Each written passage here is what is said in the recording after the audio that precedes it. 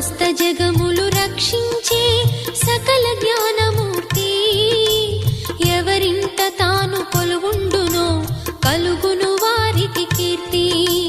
సకల సంపదల మూలము సుమనోహరి లక్ష్మి, శ్రీ చక్రవాసిని మాత శ్రీ విష్ణు ధర్మ పత్ని. తనని నమ్మిన భక్తులకు దరిద్రమును బాపు, కొలిచెడి వనితల కొంగులలో బంగారము నింపు.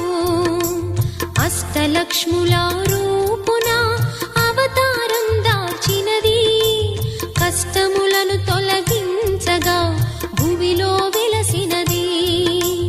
లక్ష్మీదేవి కథ, శ్రీ లక్ష్మీదేవి కథ, లక్ష్మీదేవి కథ,